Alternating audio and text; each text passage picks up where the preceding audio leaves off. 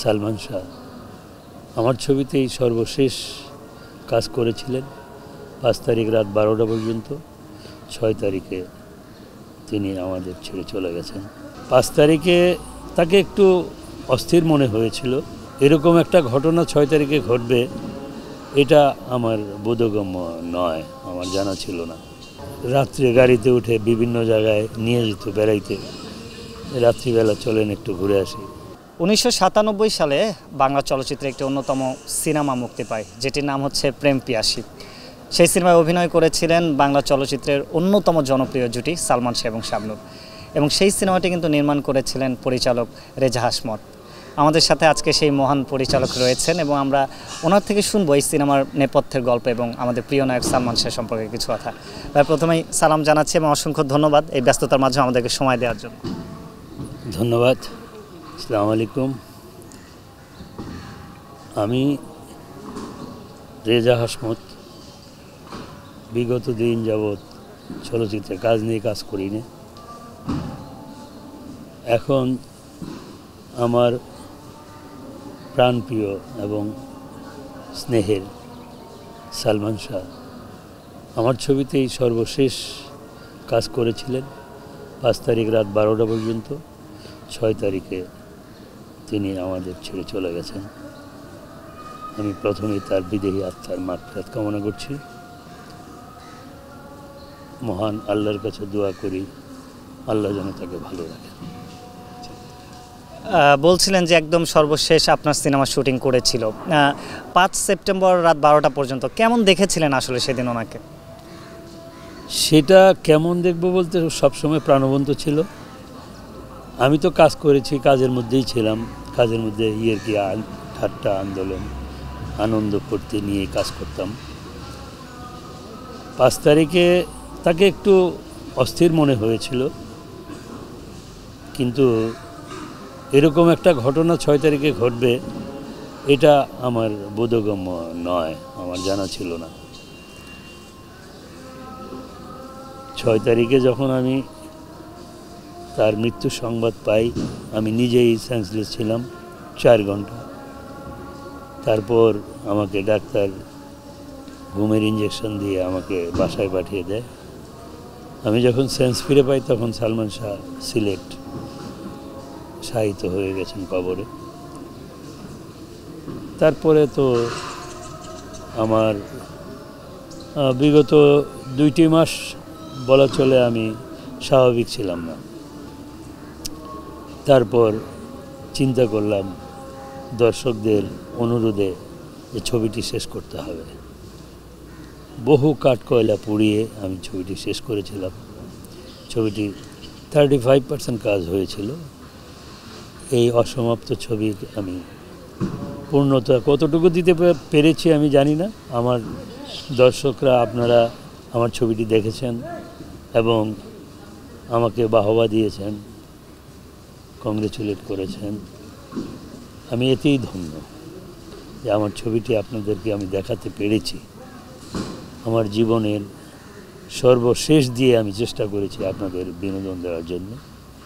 কতটুকু পেরেছি জানি না, হয়তো সে বেঁচে থাকলে আরও একাধিক ছবি আমি তাকে নিয়ে নির্মাণ করতাম, সেটি হয়ে ওঠেনি।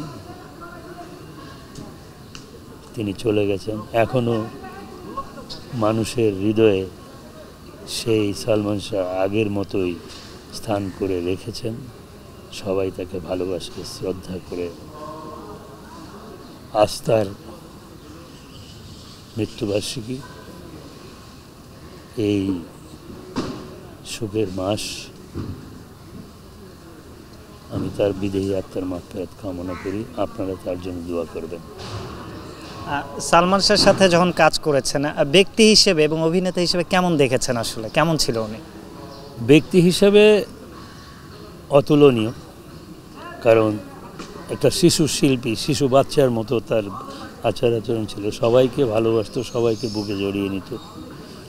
আর অভিনয়ে যখন সে ক্যামেরার সামনে আসতো তখন তাকে মনে হতো না সে অভিনয় করছে, একদম বাস্তব ন্যাচারাল কাজগুলো করত।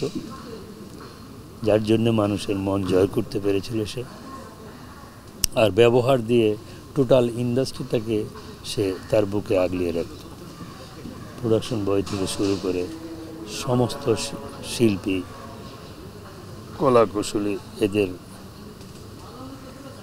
মানে অন্তরে স্থান করে নিয়েছিল, যার জন্যে বিগত 28 বৎসর অতিবাহিত হয়ে গেছে, এখনও সালমান শাহ আমাদের মাঝে মনে হয় এখনও বেঁচে আছে। সালমান শাহকে নিয়ে কোনো স্মৃতি রয়েছে কিনা ওই সময়ে, যে কোনো মজার স্মৃতি? আমি শুনতাম যে উনি খুব ইমোশনাল ছিলেন, অনেকের কাছে শুনেছি, একটু বলবেন কিনা মজার কোনো স্মৃতি? আমার সাথেও তার অনেক স্মৃতি আছে, এগুলো বলে শেষ করা যাবে না। উনি শুটিং শেষ করে আমাকে খুঁজতো, আমাকে নিয়ে বাসার থেকে নিয়ে আসতো, তার সঙ্গে বাসায় যেতাম, সারা রাত আড্ডা দিতাম, আবার সকালবেলা সে শুটিংয়ে আসতো, রাত্রে গাড়িতে উঠে বিভিন্ন জায়গায় নিয়ে যেত বেড়াইতে, রাত্রিবেলা চলেন একটু ঘুরে আসি। অনেক স্মৃতি, এটা বলে শেষ করা যাবে না। তো মূলত তার ব্যাপারটা যখন কেউ বলে, আমি ভাষা হারিয়ে ফেলি, আমি বিশ্লেষণ করতে পারি না। এই হলো তার একটা ব্যাপার। না, আপনি অনেক আবেগপ্রবণ আসলে সালমান শাহর ব্যাপারে, এখান থেকে আপনার ভালোবাসাটা আসলে স্পষ্ট হয়ে ওঠে।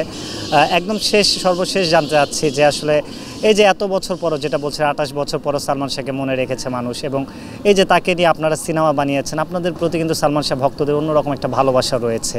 তো এই দর্শকদের জন্য কি বলবেন, এবং সর্বশেষ সালমান শাহকে নিয়ে কি বলতে চান? দর্শকদের কাছে বলার তো কিছু নেই, তারা তো আর তাকে পাবে না। আর সালমান শাহ সম্পর্কে আমি বর্তমান সরকারের কাছে একটাই আবেদন করব, তাকে তার স্মৃতিস্বরূপ সিলেটে তার বাসস্থানের আশেপাশে একটা সালমান শাহ চত্বর করার জন্যে সালমান শাহ ভক্তরা অনেক দিন যাবৎ সরকারের কাছে আবেদন করেছে, ডিসি সাহেবের কাছে ঘোরাফেরা করছে। আমি আশা করব সরকার মহোদয় তার জন্যে তার স্মৃতিস্বরূপ সালমান শাহ চত্বরটি যেন করে দেয়, এটা আমার আবেদন, আকুল আবেদন।